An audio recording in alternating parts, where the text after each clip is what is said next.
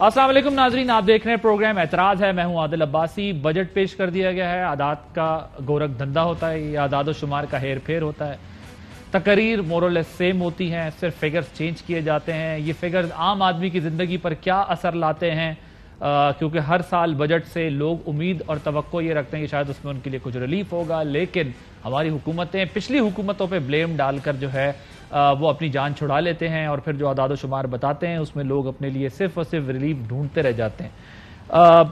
جو بجٹ پیش ہوا ہے، اگر ایک جملے میں کہا جائے تو صرف یہ ہوگا کہ 50 پیسے آمدنی ہے اور اخراجات 1 روپے ہیں. 100 روپے آمدنی ہے تو 200 روپے آپ کے اخراجات ہیں، یعنی آدھے اخراجات ہمیں قرض لے کر پورا کرنا پڑتا ہے. اور آئندہ مالی سال کے بجٹ کی اگر میں کچھ ہائی لائٹس آپ کے سامنے جو ہے وہ رکھوں تو یہ ہمیں پتہ چلتا ہے کہ کل ٹیکس آمدن کا تخمینہ 7,000 ارب روپے ہے، جس میں سے صوبوں کے حصے کے 4,100 ارب روپے اگر ایک طرف کر دیں جو صوبوں کو چلے جاتے ہیں، اور وفاق کی آمدنی کے جو دیگر نان ٹیکس جو ریسورسز ہوتے ہیں اس کو شامل کریں تو وفاق کے پاس کل 4,900 ارب روپے بچیں گے. ان 4,900 کے مقابلے میں کل اخراجات جو آپ کے ایکسپینسز ہونے ہیں اس کا اگر ہم تخمینہ لگائیں تو وہ بنتا ہے 9,500 ارب روپے رکھا گیا ہے، یعنی آپ نے 9,500 ارب روپے کا یہ بجٹ بنایا ہے. 4,600 ارب روپے مزید قرض لینا پڑے گا کیونکہ آدھا پیسہ آپ کے پاس نہیں ہوتا جو آپ قرض لیتے ہیں. سب سے پہلا جو بڑے خرچے ہیں وہ آپ کے سامنے رکھ دیتے ہیں.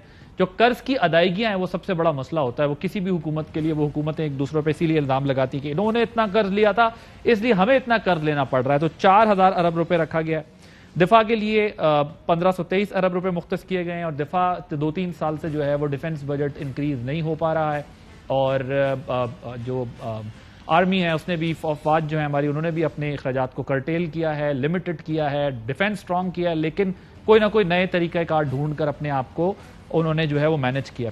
حکومت چلانے کا خرچہ ہے 550 ارب روپے. ترقیاتی منصوبوں کے لیے 800 ارب روپے ہیں، جو ابھی سے ہم کہہ سکتے ہیں کہ تقریباً اس وقت میں خرچ نہیں ہو سکیں گے، کیونکہ جب بھی بجٹ خسارہ بڑھنے لگتا ہے جو بجٹ ڈیفیسٹ کہلاتا ہے، یہ میں ذرا کوشش تو کر رہا ہوں کہ آسان الفاظ میں سامنے آپ کی یہ بات رکھیں، تو کوئی ایڈجسٹمنٹ کرنی پڑتی ہے. اور سب سے پہلے ترقیاتی بجٹ جو ہے آپ کا، جو آپ جس کو کہتے ہیں ڈیولپمنٹ بجٹ، جس میں منصوبے کرنے ہوتے ہیں حکومتوں نے، اس پہ کٹ لگ جاتا ہے.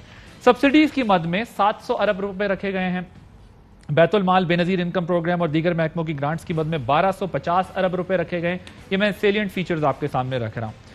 یہ ہمارا کل بجٹ ہے. صورتحال میں جو ایک مثال دی جاتی ہے ضرب المثل کے مصداق، وہ میں آپ کے سامنے بات رکھ دیتا ہوں کہ وہ کہتے ہیں کہ گنجی نہائے گی کیا اور نچوڑے گی کیا. تو حکومت کی بھی حالت یہ ہوتی ہے کہ پیسے ہوتے ہی کیا ہیں کہ انہوں نے اس کو جو ہے وہ مینج کرنا ہو. IMF شرائط اس کے علاوہ ہیں جو کہ ہمارے سامنے اس وقت بم بن کے گر رہی ہیں. پیٹرول، گیس، بجلی کی قیمت میں اضافہ ہو رہا ہے. سبسڈی کے خاتمے کی صورت میں ظاہر ہے یہ سال کی قسطوں میں جو ہے نا ہمارے سامنے آئیں گی، اس کو سلیبز میں جو ہے وہ آگے رکھا جاتا ہے. اب آپ کو ذرا یہ بتاتے چلیں کہ جو کل اکنامک سروے آیا تھا، اس اکنامک سروے کے مطابق ہمیں بتایا گیا کہ گزشتہ مالی سال کے بجٹ میں جو اہداف رکھے گئے تھے اس میں کس شعبے میں ناکامی ہوئی ہے، کس میں کامیابی ہوئی ہے، وہ میں ذرا آپ کے سامنے رکھ دوں. گزشتہ حکومت نے جہاں معاشی ترقی، ٹیکس ریونیو کے اہداف حاصل کیے، وہاں مہنگائی اور کرنٹ اکاؤنٹ ڈیفیسٹ جو ہے وہ آپ کا خسارہ جو ہے اس میں ناکامی کا سامنا رہا. اب ظاہر ہماری یہ روایت سی ایک بن گئی ہے. ہم دیکھتے ہیں کہ جو حکومتیں ہیں ایک دوسرے پر الزام لگاتی ہیں، ناکامیاں جو ہے وہ پچھلی حکومتوں پر ڈالتے ہیں سب، اور اپنی جان چھڑاتے ہیں.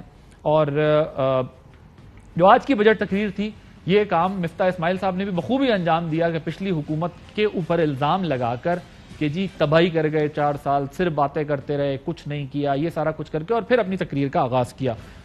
کچھ ان کو تقریر کی ڈیلیوری میں، اسپیچ میں مسائل بھی رہے، خود بھی ہنستے مسکراتے رہے، کہیں شعر ادا نہیں کر سکے، کہیں تشخص نہیں کہہ سکے. وہ ظاہر ہے اتنی لمبی تقریر ہے، اس میں سب سے کچھ نہ کچھ غلطیاں یہاں ہوتی ہیں، تو وہ ان سے بھی جو ہے پڑھنے میں اس میں مسئلہ رہا ان کو.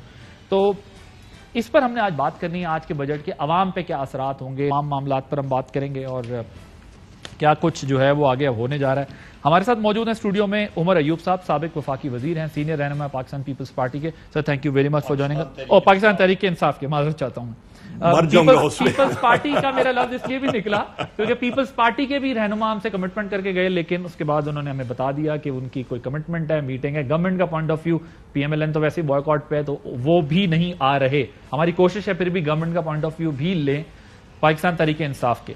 ڈاکٹر زبیر صاحب اکنامک ایکسپرٹ ہیں، ہمارے ساتھ موجود ہیں. Sir thank you very much for joining اس.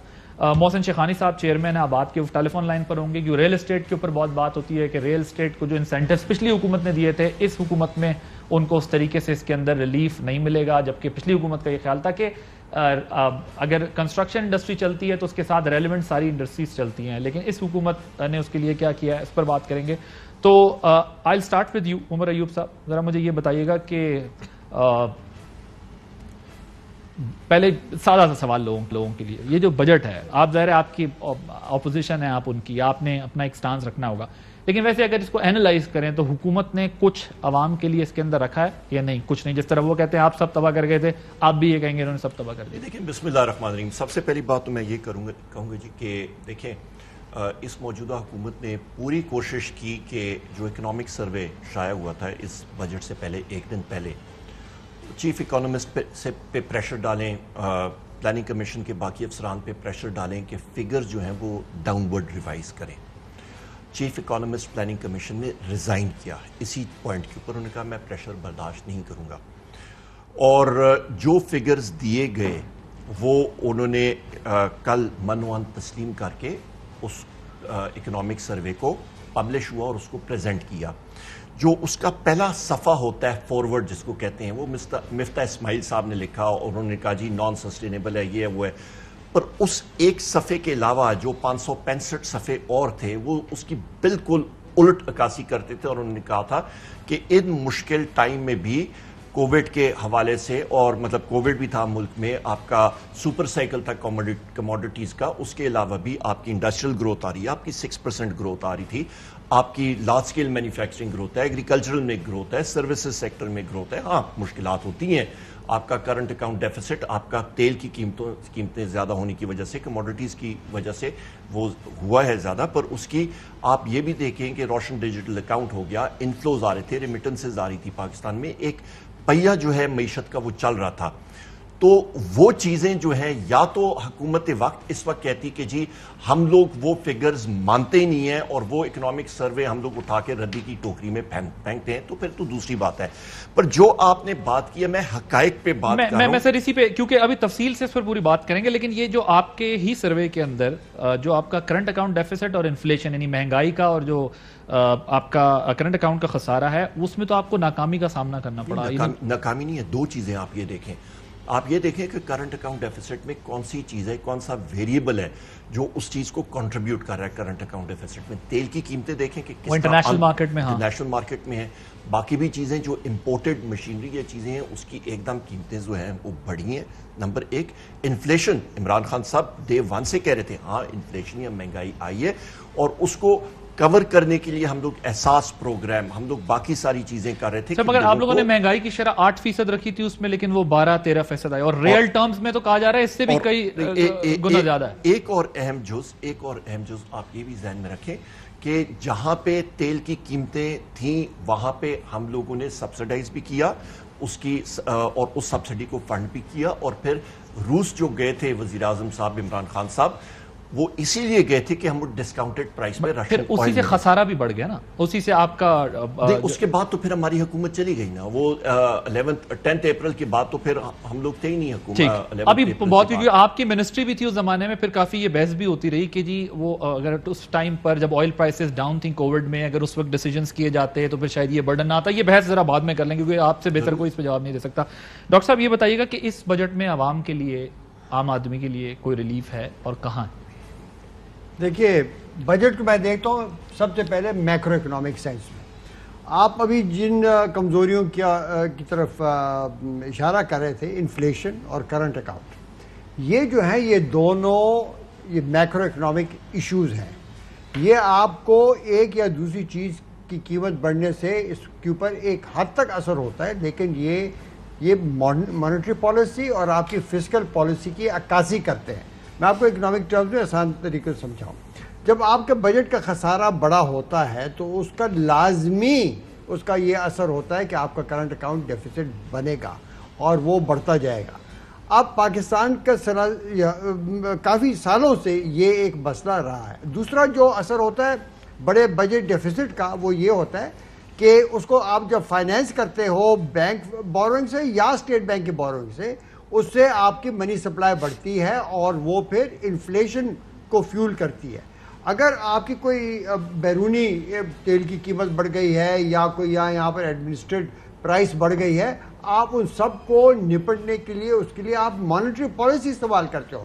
پاکستان میں اسٹیٹ بینک نے ان کی آنے سے پہلے سے ہی ایک غلط پالیسی اختیار کی ہوئی تھی کہ وہ انٹرسٹ ریٹ, یہ آئی ایم ایف کے کہنے پر, حالانکہ انٹرسٹ ریٹ جو ہے یہ پاکستان میں ایک مؤثر انسٹرومنٹ آف کنٹرولنگ انفلیشن نہیں ہے. دیکھیں کتنا انٹرسٹ ریٹ بڑھا ان کے وقت میں بھی, پھر کم ہوا, پھر چڑھا, اور اب کہاں پر ہے؟ انفلیشن برقرار ہے. تو میں یہ کہوں گا کہ ابھی بھی 14%. ہاں, اور ابھی بڑھے گی. میرا ایسٹیمیٹ ہے کہ یہ 20% سے آگے بڑھے گی. حالانکہ انٹرسٹ ریٹ آپ کہہ رہے ہیں فکس ہو جانا چاہیے تھا, یہ اپس اینڈ ڈاؤن کی وجہ سے بالکل کم سے کم ہونا چاہیے تھا کبھی اور آپ کو کنٹرول کرنا چاہیے تھا. جو M2 جسے کہتے ہیں اکنامکس میں, ٹوٹل منی سپلائی, اس کو کنٹرول کرنے, وہ چل رہی ہے اس وقت آپ کی 18 اور 20% کے اوپر. مطلب کیا ہوا؟ اگر آپ کا گروتھ ریٹ 4-5% ہے, 5 ہوا یا 6% ہوا, باقی جو M2 کی گروتھ ہے تقریباً کوئی 12%, وہ ساری انفلیشن میں ریفلیکٹ ہوتی ہے. سمجھ گئے نا؟ یہ اس طریقے سے یہ میکرو اکنامک پالیسی. لیکن وہی تو آپ کو آئی ایم ایف کے کہنے پہ اسٹیٹ بینک کو انڈیپینڈنٹ رکھنا ہے نا. آپ یہ ہمارے, میں آئی ایم ایف میں 12 سال کام کیے ہیں. دیکھیں نا, مجھے پتا ہے کہ کیا ہوتا ہے. دوسری سائیڈ نے صحیح طریقے سے, اب یہاں پر رضا باقر آئی ایم ایف کے ہی تھے, سمجھے نا, وہ آئے وہاں سے یہاں بیٹھ گئے, انہوں نے اپنے پیرنٹ آرگنائزیشن کا ہی کام کرنا تھا اور انہوں نے غلط پالیسی کی. اس پر میرا تو ایک پٹیشن سپریم کورٹ میں اس وقت پینڈنگ ہے, نمبر بھی لگا ہوا ہے, لیکن اٹ واز نیور ہرڈ. میں یہ کہوں گا کہ justice delayed is justice denied. وہ مسئلہ اور یہ حکومت وہ برقرار رکھ رہی ہے. اب یہ ان کا جو خسارہ ہے, یہ میں بتاؤں, اس سے بہت بڑھ کر ہوگا جو انہوں نے بتایا ہوا ہے. یہ کیوں؟ اس میں ان کی اسمپشن ہے, اس میں انہوں نے ایک پیشن گوئی کی ہے کہ انفلیشن اوسطاً سال کی 11.5 ایسے کچھ لکھا ہوا ہے. ٹھیک ہے نا, ہو نہیں سکتا. وہ پروجیکشن تو 20% سے ابو کی ہے نا. اوپر نہیں, دیکھیں نہیں یار, لیکن جو جس ایک اسمپشن ہوتی ہے کہ آپ جب بجٹ اپنے اخراجات بناتے ہیں سال کے, اس میں آپ نے لکھنا ہوتا ہے کہ یار اتنے اخراجات آج کی قیمت میں, اور اگر قیمتیں بڑھی 11.5% تو اخراجات اتنے بڑھ جائیں گے. اس طریقے سے بجٹ بنتا ہے. اب اس میں آپ دیکھیں کہ وہ تو بالکل غلط ہے, اسے تو 20% کے پاس جانا ہے, تو یہ اخراجات اتنے زیادہ بڑھیں گے. اور مسئلہ کیا ہے؟ اخراجات میں اس وقت سب سے بڑا آئٹم جو ہے نا, سب سے بڑا آئٹم وہ ہے ڈیٹ سروسنگ. ہاں, ڈیٹ سروسنگ مت کہیں, یہ سود پیمنٹ ہے. کیونکہ ہم وہ ڈیٹ سروسنگ بھی اس طرح کہ اس کا انٹرسٹ اتنا زیادہ ہے کہ وہ ڈیٹ الگ ہے, وہ سارا رول اوور ہوتا ہے. ڈیٹ تو رول اوور ہوتا ہے, وہ تو کوئی ڈیٹ نہیں, ایک آیا دوسرا گیا, ایک آ رہا ہے دوسرے کو نکال رہا ہے. ہاں, یہ صرف انٹرسٹ ہے. اور یہ کہاں جا رہا ہے؟ بینکوں کو جا رہا ہے. وہ اربوں روپے بنا رہا ہے. 3100 ارب آئی تھنک. ہاں, 3100 بلین. 39 کے پاس یہ جا رہا ہے. 3900 بلین. اب ٹریلین کے تو شمار مت کریں, اس لیے انٹرنل ایکسٹرنل دونوں ملا کے 3900 بنتا ہو. نہیں, دیکھیں ایکسٹرنل اتنا نہیں ہوتا. یہ ہے سارا آپ کا ڈومیسٹک انٹرسٹ ریٹس ہے. ایکسٹرنل آپ کی بڑی کم ہوتی ہے, لو انٹرسٹ ریٹ کے وہ ہوتے ہیں. یہ یہاں پر سارا یہ ہے. اب بات یہ ہے کہ یہ کیا یہ جو اماؤنٹ ہے یہ بڑی ہے کہ نہیں. اس کے میں آپ کو ذرا ایک چیز بتاؤں. یہ جو آپ کا انٹرسٹ کی مد میں پیسہ آپ دینے لگے, یہ فیڈرل گورنمنٹ کے پاس جو اس کا پیسہ رہ جاتا ہے ریونیو کا آفٹر گیونگ دی NFC, اس کا 80% ہے. تو صرف 20% پہ فیڈرل گورنمنٹ چلانی ہے آپ نے. میرے ساتھ ذرا محسن شیخانی صاحب بھی ہیں, میں ذرا چیئرمین ہیں آباد کے, ذرا ریئل اسٹیٹ کنسٹرکشن کے بزنس کے اوپر کیا اس کے اثرات ہیں بجٹ کے. شیخانی صاحب السلام علیکم. شیخانی صاحب, پچھلی گورنمنٹ تو یہ کریڈٹ لیتی تھی کہ جی ہم نے بہت انسینٹیوز دیے ہیں کنسٹرکشن کی انڈسٹری کو. اس بجٹ میں آپ کو کچھ دکھ رہا ہے انسینٹیو, یا پھر وہ انسینٹیوز واپس لے لیے گئے ہیں؟ کیا ہے سچویشن؟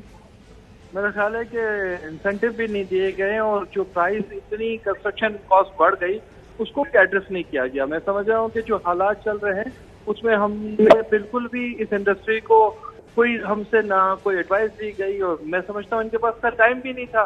یہ خود ہی اپنے اتنے مسائل میں گھرے ہوئے تھے کہ چیزیں اسی طرح ہوئی. تو میرا خیال ہے کہ کوئی بھی ایسی چیزیں نہیں. کاسٹ آف کنسٹرکشن ڈبل ہو گئی ہے, انڈسٹری بڑی بری حالات میں ہے, اور میں سمجھتا ہوں کہ لوگوں کو گھر کا شارٹ فال ہو جائے گا. الائڈ انڈسٹری سے چلتی ہے, وہ الائڈ انڈسٹری آپ کو افیکٹ کرے گی کہ وہ اس میں بھی آپ کو ٹیکس دینا ہے. جب کاروبار چلے گا تو ٹیکس جنریٹ ہوگا نا, اور انسینٹو کوئی انڈیویجل یا انڈسٹری کو ایک پالیسی دی جاتی ہے لانگ ٹرم, یہ شارٹ ٹرم نہیں ہوتی. تھوڑے دن بعد آپ چینج کرتے ہیں, میں چینج کرتا ہوں, ایسے کیسے ملک چلے گا؟ یہ پاکستان کو لیکن چلانا شیخانی صاحب ہے.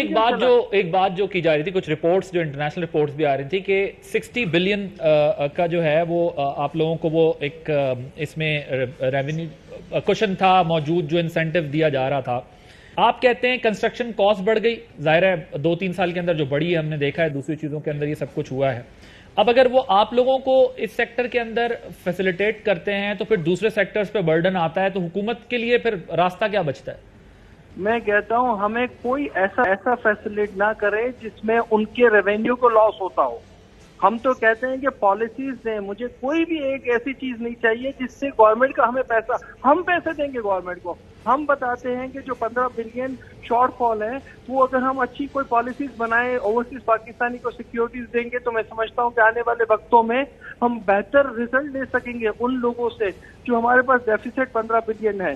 تو ہم تو اچھے, ہم کوئی آپ سے انسینٹیو کوئی نہیں مانگ رہے, لیکن پالیسیز تو دیں گے. سر بٹ وہ کہتے ہیں کہ 60 ارب روپے یہ ٹیکسیبل ہو سکتے ہیں, اس انڈسٹری کے اندر اسپیس ہے جو کہ نہیں لگایا گیا تھا. میرا خیال سے 60 ارب سے اور زیادہ دیے جا سکتے ہیں. آپ کام تو کرنے دیں, آپ پالیسیز دیں گے تو کام ہوگا. ابھی تو جو چیزیں فیس کر رہے ہیں وہ 3 سال میں نہیں ہوئی ہے, 8 مہینوں میں ڈبل ہو گئی یہ پرائز, 8 مہینوں میں یہ سارے ریزلٹس آ رہے ہیں. تو چلتے پروجیکٹ, جو آپ ایک پروجیکٹ شروع کیا, آپ نے اپنا گھر شروع کیا ہوگا, آپ نے سوچا ہوگا 50 لاکھ میں بنے گا, وہ 80 لاکھ 90 لاکھ ہو جائے گا, تو آپ کہاں کھڑے ہوں گے؟ تو یہی سچویشن آ رہی ہے سب جگہوں پہ. تو میرا خیال ہے کہ آپ اسٹیک ہولڈر کو سب کو بٹھائیں گے. ہم کوئی بھی آپ سے انسینٹیو نہیں مانگ رہے, ہمیں کوئی پیسہ تھوڑی چاہیے, ہم تو ریونیو دینے کی بات کر رہے ہیں, لیکن پالیسیز تو دے گی گورنمنٹ, انوائرمنٹ تو دے گی فرینڈلی, اور آپ کو لانگ ٹرم چیزوں میں سوچنا پڑے گا. فائنینس اگر بینک پیسہ دے رہا تھا اور بینکوں سے آپ عام پبلک لون لے رہی ہے تو وہ تو ضروری ہے, ادروائز کچی آبادیاں بڑھے گی. کچی آبادیاں کتنی آپ بڑھائیں گے؟ 50% کیا چیز کچی آبادی, تو آپ کو تو سوچنا پڑے گا. پھر آپ پریشان ہوں گے لا اینڈ آرڈر سچویشن. تو یہ ساری چیزیں ہاؤسنگ نیڈ ہے, ہاؤسنگ لگژری نہیں ہے. اچھا شیخ صاحب, یہ مجھے شیخانی صاحب یہ مجھے بتائیے گا کہ یہ جو آپ کہتے ہیں کہ اب وہ آپ کو گورنمنٹ سنے, ظاہر ہے سننا چاہیے, بیٹھنا چاہیے, بہت بڑی انڈسٹری ہے, لیکن وہ تو یہ کہتے ہیں کہ یہ کیپٹل گین ٹیکس لگا رہے ہیں ہم جو ہے وہ جو ایک اماؤنٹ فکس رہ جاتا ہے جو کنسٹرکشن میں یا اس میں یوز نہیں ہو رہا, یہ تو صرف سیل پرچیز اور ان چیزوں کے اوپر ٹیکس لگ رہا ہوتا ہے. یہ کس حد تک جو ہے وہ جسٹیفائڈ ہے؟ دیکھیں, اگر کسی کے پاس ایکسس ہے اور وہ یوٹیلائز نہیں کر رہا, یا انڈسٹری میں یوٹیلائز نہیں ہو رہا, یا پارکنگ ہو رہا ہے, اس پہ ضرور ٹیکس لگے, ہمیں کوئی اعتراض نہیں. آپ ہم پہ ٹیکس لگا لیں, بزنس کلاس پہ لگا لیں, لیکن غریبوں پہ, جس کے پاس گھر نہیں ہے, اس کو کیسے ٹیکس لگائیں گے؟ ایک تو گھر نہیں دے رہے, ایک آپ کوئی چیز پرووائڈ نہیں کر رہے اور ٹیکس بھی لگائیں گے, تو دونوں چیزیں ساتھ کیسے ہو سکتی ہے؟ تو آپ کا جو آرگومنٹ ہے بیسیکلی وہ یہ ہے کہ پراپرٹی کے بزنس پہ لگائیں, کنسٹرکشن کاسٹ کے اوپر جو ہے یہ نہیں اس کا افیکٹ ہونا چاہیے. بالکل بھی نہیں ہونا چاہیے. کنسٹرکشن میں آپ کو پرائز کو دیکھنا ہے, آپ نے ڈیوٹیز بڑھائی ہوئی ہیں, ان چیزوں کو دیکھنا ہے. 4 سال کا پروجیکٹ ہوتا ہے, اس کو ہم کس طریقے سے لے کے چلیں. بالکل ٹھیک ہے, بہت شکریہ محسن شیخانی صاحب. ایک بریک لیتے ہیں, بریک کے بعد جو ہے وہ ڈسکشن وہ کریں گے, اور یہ بھی دیکھیں گے کہ جو پینشنز کا جو اضافہ کیا ہے تنخواہوں میں سرکاری ملازمین کی پرائیویٹ سیکٹر کے لیے, اس کے اندر کیا ہے, کچھ نہیں, اور کچھ اور ہم باتیں after this break. Economic survey کے مطابق گزشتہ سال جو مراعات یافتہ طبقہ ہے اس کو 1700 ارب روپے کے ٹیکس کی چھوٹ دی گئی تھی, جبکہ سبسڈیز کی مد میں ہر امیر غریب کو 1500 ارب روپے دیے گئے تھے. اور اگر امیر طبقے کو دی گئی جو ٹیکس چھوٹ ہے, یہ کہا جاتا ہے کہ اس کو کم رکھا جاتا اور سبسڈی صرف غریب طبقے کو دی جاتی, تو جو ہے وہ مالی خسارہ جو اس وقت 5100 ارب روپے ہو گیا ہے, اس سے کچھ کم ہوتا. اور ظاہر غریبوں کو کہا جاتا ہے یہ ٹارگیٹڈ سبسڈی جس کی بات کی جاتی ہے وہ دی جاتی تو شاید بہتر ہوتا. لیکن ہماری گورنمنٹس یہ پالیسیز بنانے میں ناکام کیوں رہتی ہے؟ ان کو کیا ایشو رہتا ہے؟ ایک تو ذرا اس پر بات کرنی ہے.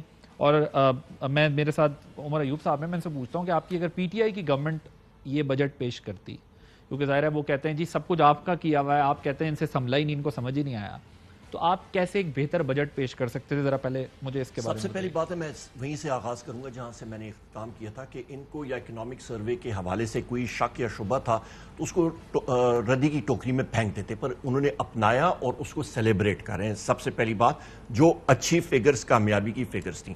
دوسری اہم بات، ابھی ہم لوگ اس بریک میں بھی بات کر رہے تھے ڈاکٹر زبیر صاحب، آپ اور میں آج صبح بھی آپ کے اس پروگرام پہ میں ایک بات کر رہا تھا، بجٹ ٹرانسمیشن ہو رہی تھی. میں نے کہا جی میں ایک ٹرین میں ہوتا ہے نا آپ کا الارم چین ہوتی ہے، میں وہ کھینچ رہا ہوں، سارے لوگوں کو خبردار کر رہا ہوں، ہوشیار کر رہا ہوں کہ جو ہونے جا رہا ہے. آپ کو میں موٹی موٹی فگرز آپ کو بتاتا ہوں. آپ نے کہا نا خسارے کا 7,004 ارب روپے کا انہوں نے ٹارگٹ لکھا ہے. انہوں نے کہا جی کہ ہم لوگ 900 ارب روپے پچھلے سال کے ریونیو سے زیادہ کریں گے. وہ تو آپ کی جو انفلیشن یا افراد زر ہے اس سے پورا ہو جائے گا، پر یہ پورا ہوگا نہیں. اس کی وجہ کیا؟ اس کی بنیادی وجہ یہ ہے کہ آپ اسی طرح یہ ہے ایک امپورٹڈ حکومت جس طرح ایک پٹلی پہ ٹرین چل رہی ہو اور آگے جا کے کوئی تخریب کاری کرے اور پٹلی اٹھا دے، ٹرین کو کیا ہوگا؟ وہ نیچے جا رہی ہے. وہ وہی چیز ہو رہی ہے. ابھی آپ دیکھیں کہ آپ کی بجلی کی قیمت جولائی میں آپ کی 29 روپے 75 پیسے ری بیس ٹیرف کے ساتھ جائے گی پر unit excluding general sales tax. اس پہ آپ لگا دیں فیول پرائس ایڈجسٹمنٹ جو کہ آپ کا 2 مہینے کے بعد آتا ہوتا ہے، جو ابھی نیپرا نے اس کی ڈٹرمنیشن کی ہے، تقریباً 3 سے 4 روپے. وہ So that will cost around یہ 34 روپے فی یونٹ ہم لوگ بجلی کی قیمت دیکھ رہے ہیں، اور یہ بڑھے گی کیونکہ fuel price adjustment within 2 months ابھی جولائی فورنی ابھی 1 جولائی. نمبر 1. نمبر 2 جو اوگرا نے ڈٹرمنیشن کی ہے گیس کی 400% آپ کی گیس کی قیمت بڑھے گی. تیسری چیز پیٹرول اور ڈیزل کی قیمت میں پی ڈی ایل دیکھیں، جنرل سیلز ٹیکس دیکھیں، 68 روپیز پر یونٹ یہ بڑھائیں گے. 700 بلین فار جی پیٹرولیم جناب لیوی. جی اس کے اوپر جنرل سیلز ٹیکس 30 روپے وہ جو بات ہو رہی ہے مزید بڑھنا ہے، اس کا مطلب جی ٹیکسز کے ساتھ 68 rupees per litre taxes levy سارا کچھ جی 68 روپیز پر آپ اسے تو کیسے روک سکتے تھے؟ ابھی بتاتے ہیں، اس پہ آتے ہیں. اچھا دوسری امپورٹنٹ چیز آپ کی ابھی لوڈ شیڈنگ کی بارے میں بات آتی ہے. ڈاکٹر صاحب بینکر رہ چکے ہیں. اس وقت جو موڈیز نے آپ کو ڈاؤن گریڈ کیا ہے پولیٹیکل انسرٹنٹی کی وجہ سے، بینکس جو نیچے گئے ہیں ان کی ریٹنگ نیچے آئی ہے. انٹرنیشنل مارکیٹ میں وہ کہتے ہیں کہ جی آپ 100% ایل سی مارجن کے ساتھ آپ کھولیں گے ایل سی، اور اس کے ساتھ اسٹیٹ بینک فارورڈ کور دے گا، ہم لوگ آپ کو کموڈٹی دیں گے. آپ کا ایک ایل این جی کا جہاز جو ہے وہ $100 ملین کا ہے اس وقت سپاٹ مارکیٹ میں. آپ کے 4 سپاٹ کارگوز مہینے کے آپ نے لینے ہیں. وہ 4 سپاٹ کارگوز جو آپ کے پاس پی ایل ایل جو ہے اس کمپنی کے پاس $400 ملین کدھر سے ہیں؟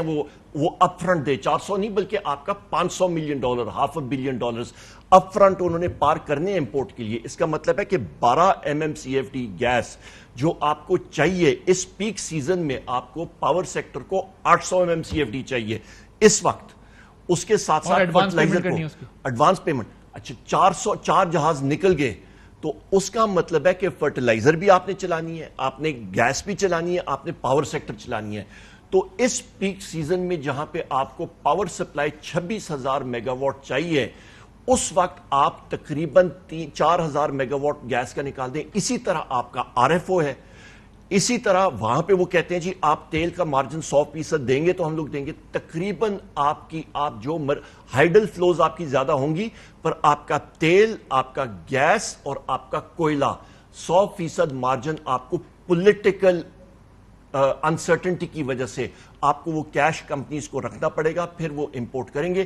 اس کی وجہ سے 30 لاکھ ٹن ویٹ ابھی آپ نے جو جی وہ اس کے علاوہ تو اس کا مطلب ہے جناب والا کہ آپ کی لوڈ شیڈنگ جو ہے تقریباً دن میں آپ کی 6 سے 8,000 میگا واٹ کہیں نہیں گئی. ابھی تو کیسے روکتے ہیں؟ اس پہ بھی اور اس کا بھی جواب دیں کہ وہ یہ بھی کہتے ہیں کہ جی ان لوگوں نے اپنے ٹائم پر جب کووڈ کے دنوں میں آئل پرائسز ڈاؤن تھیں اس وقت جو ہے وہ پرچیزنگ نہیں کی. ابھی آتے ہیں اس پہ آتے ہیں. اچھا اس کے ساتھ سونے پہ سہاگا کراچی میں جو لوڈ شیڈنگ ہو رہی ہے وہ کیوں ہو رہی ہے؟ کیونکہ کے الیکٹرک جو گیس لے رہا ہے اس کی پرائس جو بن رہی ہے وہ تقریباً ان کی کاسٹ آف پروڈکشن 45 روپے ہے.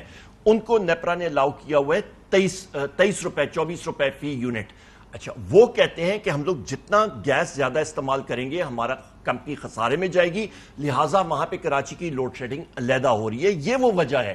سسٹم کیپیسٹی نیپرا کے چیئرمین نے پبلک اکاؤنٹس کمیٹی کے سامنے بات کی. انہوں نے کہا جی ہمارے پاس 33,000 میگا واٹ کیپیسٹی ہے, آپ کے لیے صرف تقریباً ایک ہفتے کے اندر تیل کا جہاز جو ہے وہ آپ کا کویت اور ان جگہوں سے آ کے کھڑا ہو سکتا ہے. ڈالرز کہاں سے آئیں گے, پیسے کہاں سے آئیں گے؟ وہ ڈالرز بچانے کے لیے, اپنا کرنٹ اکاؤنٹ ڈیفیسٹ کم کرنے کے لیے جب لوڈ شیڈنگ کر رہے ہیں. جب یہ ساری چیزیں ہوں گی تو آپ کی انڈسٹری نہیں چلے گی, آپ کا کاروبار نہیں چلے گا, آپ کا ریونیو شارٹ فال آئے گا, آپ کی ایکسپورٹس نیچے جائیں گی, آپ کا پریشر جو ہے وہ سارے کا سارا کرنٹ اکاؤنٹ پہ آئے گا کیونکہ آپ کی ایکسپورٹس نیچے آئیں گی. تو وہ اسی لیے تو بچا رہے ہیں نا کہ کم بجلی استعمال کریں, کم ڈالر خرچ کریں اور لوڈ شیڈنگ بے شک اور ہر 2 گھنٹے بعد اور میں نے آپ کو بتا دیا. آپ سولوشن کی طرف آتا ہوں کہ آپ لیکن آپ مجھے لگ رہا ہے ڈاکٹر صاحب کے پاس جانے دیں, پھر آپ ذرا تیاری سے مجھے بتائیے گا کہ ان سیکٹرز کو کیسے آپ کی گورنمنٹ ہوتی تو بچایا جا سکتا تھا. ڈاکٹر صاحب یہ بتائیے گا کہ یہ جو انرجی سیکٹر بلیڈنگ کر رہا ہے, جس طرح خود ابھی عمر ایوب صاحب نے اس کی پوری تفصیل بتائی ہے, کیسے بچیں گے اس چیز سے؟ اب یہ تو ایک نیا طوفان آئے گا, اس کی وجہ سے ایک نیا برڈن آئے گا, اور آپ کیا سمجھتے ہیں کہ اس بجٹ میں وہ کون سے فنڈامنٹل فلاز ہیں جس کی وجہ سے آپ زیادہ ڈینجر دیکھ رہے ہیں اس کو پچھلے سال کی بنسبت, بجٹ کی بنسبت؟ دیکھیے یہ جو انٹرنیشنل مارکیٹس میں پرائسز بڑی ہیں, یہ صرف آئل میں نہیں بڑی, کموڈیٹیز میں بڑی. جی جی, فرٹیلائزر پرائسز, کووڈ وار, ادر فیکٹرز, سب تمام. ایڈیبل آئلز میں, ایڈیبل آئل کی قیمت ایسی بھی چل رہی ہے, اس کے اوپر انہوں نے لیوی بھی بڑھا دی ہے. آپ یہ سوچیں 2 سے 6% پر لے گئے ہیں جو امپورٹ ڈیوٹی ہے جو بھی ہے اس کے اوپر. آپ یہ دیکھیں ایسے حالات میں کیا اگر یہ ہمارے اپنے گھر میں ایسے حالات ہوتے کیا ہم اپنے اخراجات کم نہ کرتے؟ میں کب سے سر پیٹ رہا ہوں کہ دیکھیں میں تو فائنینشیل پروگرامنگ یہ اس طرح کے مطلب کہ پلان بنانا کہ کس طریقے سے آپ کا انفلیشن اور ایکسٹرنل اکاؤنٹ اور فسکل سارا بیلنس کرے اور آپ کے اوپر نہ انفلیشن کا بوجھ آئے اور نہ ایکسچینج ریٹ کے اوپر پریشر آئے, وہ ہم کرتے رہتے ہیں. میرے اس کے مطابق آپ اگر گورنمنٹ کے ایکسپینڈیچر 15% کم کرتے تو کچھ امکانات تھے کہ ابھی آپ لیکن ڈاکٹر صاحب ایک چیز مجھے بتائیے گا, سوری فار انٹرپشن, اب جو صوبوں کو آدھے سے زیادہ چلا جاتا ہے تو دیکھیں میں اسی پر ڈیٹ سروسنگ پھر 20% نہیں میں اسی پر این ایف سی کے تحت آپ کا ایوارڈ آپ نے بڑھانا ہے, کم نہیں کر سکتے, تو صوبوں سے بیٹھ کے تو بات کرنے کی ضرورت ہے نا کہ ملک اس کرائسس میں اور ہر صوبہ اپنا حصہ لے کے. I agree with you. I'm glad you're picking up on all of these points. دیکھیں نا, if you see my program the last 2-3 days, میں کہہ رہا ہوں یہ اس کے لیے comprehensive understanding اینڈ اپروچ کی ضرورت. نمبر ایک تو ہوگا نا naan interest payment. Naan interest payments کو آپ 15% کم کریں. انٹرسٹ کے لیے آپ نے اپنی مانیٹری پالیسی مکمل تبدیل کرنی ہوگی. اسٹیٹ دیکھیں پہلے ابھی تک یہ ہوتا 97-98 تک کہ interest rate state bank determine کرتی تھی, کہتی تھی کمرشل بینکس کو آپ نے اس ریٹ پر یہ چیز لینی, آگے وہ اپنا خرچے ورچے نکال کر پھر ڈپازیٹر کو اس کے مطابق دیتے تھے, سمجھے نا. اب یہ ہوتا ہے کہ اب آکشن ہوتا ہے, وہ اپنی مرضی کر رہے ہیں. These are extraordinary times. You have to go back to, this is called direct monetary controls. لازمی آپ نے دیکھیں وہاں پر کتنی گنجائش ہے, یہ 4 ارب کھرب روپے تقریباً اس کے مد میں جا رہے ہیں انٹرسٹ پیمنٹ میں. اس کے کم از کم آدھا تو کر سکتے ہیں, اس کو کہاں سے کتنا پیسہ آئے گا, نمبر 1. دوسری بات, اور کہاں سے آپ کٹنگ کریں گے؟ این ایف سی جو ہے, این ایف سی کا ایوارڈ بھی ہوا پیپلز پارٹی کی حکومت میں. 55% go to the provinces. Federation کے پاس رہ گیا صرف 45. وہ اب میں نے آج دکھا دیا آپ کو کہ اس میں سے 80% انٹرسٹ پیمنٹ جا رہا ہے. تو فیڈریشن لازمی جاتی ہے ڈیفیسٹ میں, وہ قرضے لیتی ہے, انٹرسٹ پیمنٹ اور بڑھتی ہے. تو ایک ایسے جال میں پاکستان پھنسا ہوا ہے. آپ نے این ایف سی کی جو مدت تھی کانسٹیٹیوشنل وہ ختم ہو چکی ہے. آپ کو چاہیے کہ آپ پریزیڈنٹ صاحب سے ریکویسٹ کر کے اس کو چینج کریں 50-50 پر لے آئیں. اس کو کہتا ہے 55 to the province. In any case province اس ڈیٹ ٹریپ سے بچنے کا طریقہ آپ کے نزدیک یہی ہے کہ پروونسز سے بات کر کے ایک آپ نے مانیٹری پالیسی چینج کرنی ہے, NFC کا ریشو 50-50 لانا ہے, پھر وہی کوئی امینڈمنٹ کر کے آپ کو کرنا پڑے گا. نہیں دیکھنا یہ تو لازمی کرنا کر کے, اور پھر آپ کہتے ہیں کہ 20% سے ایک بڑا ذرا زیادہ 30% فیڈرل گورنمنٹ کے پاس آ جائے گا کہ باقی اخراجات 15% کم کریں تو آپ کے پاس اسپیس بنی. اس کے علاوہ you are stuck, you are finished. میں آپ کو بتا رہا ہوں ہمارے صوبے تو مضبوط ہو گئے ہیں NFC. یار دیکھیں بات صوبوں میں آپ کو ایک اور چیز, لیکن وفاق کمزور ہو رہا ہے. نہیں دیکھیں صوبے صرف مضبوط نہیں ہوئے, وہاں پر لوگ بھی مضبوط ہو گئے ہیں. جی مقصود چپڑاسی وہیں پر پیدا ہوئے. نہیں میں بتاؤں آپ کو. دیکھیں بات سنیں, فائنینشیل مینجمنٹ کے جو پروسیجرز ہیں نا, پروکیورمنٹ رولز, فلانا ڈیلا خرچے ہوئے, اس کی ریکارڈنگ, یہ فیڈرل گورنمنٹ میں with the help of the international financial institution بڑے تکڑے ہو چکے ہیں. پروونسز میں بہت ہی کمزور ہیں, اور یہ ایک حربہ تھا جس کے تھرو سیاستدانوں نے پیسے دے دیے پروونسز کو, اور وہاں پر وہ مزے اڑا رہے ہیں. سر آپ دیکھیں نا, یہ لیکیجز, کرپشن اور کیپیسٹی کا بھی ایشو. نہیں ناٹ ویسٹیج آف ریسورسز. تو اب وہاں یہ ہو رہا ہے اور اوپر یہ حال ہے. بریک کے بعد میں آتا ہوں. ملک غرق ہو رہا ہے اور یہ لوگ ابھی تک رنگ ظاہر ہے صرف بجلی کے شعبے میں 2500 ارب روپے کا جو جس کو ہم سرکولر ڈیٹ گردشی قرضہ وہ ہو چکا ہے. گیس کا جو ہے وہ 1500 ارب کو پہنچ چکا ہے. یہ ریسپانسبلٹی لینی پڑے گی, اس کے لیے کوئی بڑی پلاننگ کرنی پڑے گی. بریک لیتے ہیں, بریک کے بعد سولوشن پوچھتے ہیں کہ اس کا سولوشن کیا after this break. Welcome back. Sir, we are running out of time. Solution 2 minutes each. Solution جی آپ کا سب سے پہلی چیز یہ ہے کہ جو ہم لوگ, میں خود رشیا گیا تھا, میرے بعد پھر حماد اظہر صاحب گئے تھے, وزیر اعظم صاحب گئے تھے, نیگوشیٹ ہوا تھا کہ آپ نے رشین آئل ڈسکاؤنٹ پرائس پہ لانا ہے. آپ کے پاس Russian gas pipeline negotiate ہو چکی تھی, shareholders agreement sign off ہو رہا تھا. یہ ساری کی ساری چیزیں ہونی تھی. حکومت جو ہے یہ آئی ہے, یہ ڈھونڈتے رہے کہ جی ہمیں تو پتہ نہیں, ساری چیزیں وہاں پہ موجود ہیں. ان کی دم کہیں اور سے ہلی ہے, امریکہ سے ہلی ہے, ویسٹرن یورپ سے ہلی ہے. یہ وہ چیز کریں. سری لنکا کر رہا ہے, ہندوستان کر رہا ہے, بنگلہ دیش کر رہا ہے. رشین تیل اور گیس وہ لوگ خرید رہے ہیں, ڈسکاؤنٹ پہ خرید رہے ہیں. تو پاکستان کو, اس حکومت کو کیا موت پڑی ہے کہ وہ نہ لیں؟ ڈسکاؤنٹڈ پرائس پہ آپ لیں گے, آپ ٹھیک ٹھاک 3-4 ارب ڈالر سے زیادہ آپ ادھر سیونگ کر سکتے ہیں, آپ کی فورن ایکسچینج بچے گی. نمبر 1. دوسری چیز یہ ہے کہ آپ لوگوں کو سبسڈی دیں.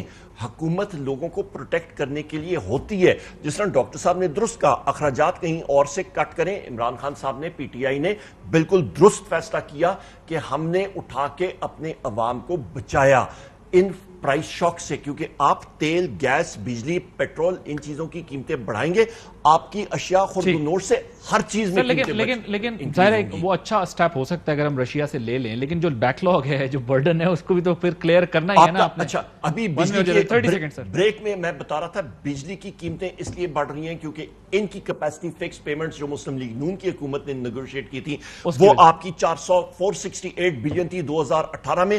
آج یہ چل کے تقریباً یہ 1500. پھر وہ ڈالر پرائس کی وجہ سے بھی ہوا نا سر, پھر وہ جو پیریٹی انہوں نے نیگوشیٹ کی تھی نا, وہ ابھی رب کا کام ہے, جو کھڈا یہ کھود کے گئے تھے اسی میں یہ خود گئے. پھر وہ ڈالر چینج ہوا تو اور مصیبت بن گئی.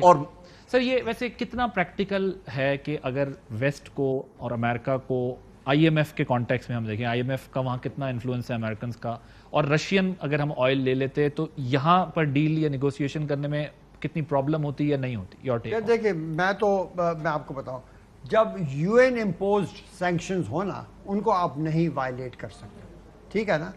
یہ ہے یونیلیٹرل سینکشنز, اور آج بہت سے ایمرجنگ مارکیٹس جو ہیں وہ رشیا کے ساتھ ڈیلنگ کر رہے ہیں. یورپ خرید نہیں رہا آئل, جرمنی وغیرہ ابھی تک رشیا سے. یہ تو ایسی بات نہیں ہے نا. اگر ہم کرتے یہ تو صرف ہماری بائیلیٹرل ریلیشنز میں شاید ان کو شاید ناراضگی ہوتی, لیکن اگر آپ سمجھاتے تو یہ ایسی کوئی بات ہی نہیں ہے. We would not automatically come under sanctions جیسے کہ UN امپوز سینکشنز کے تحت ہوتا ہے. یہ ایسی ان کی وہ پولیٹیکل باتیں ہیں, سمجھ گئے نا.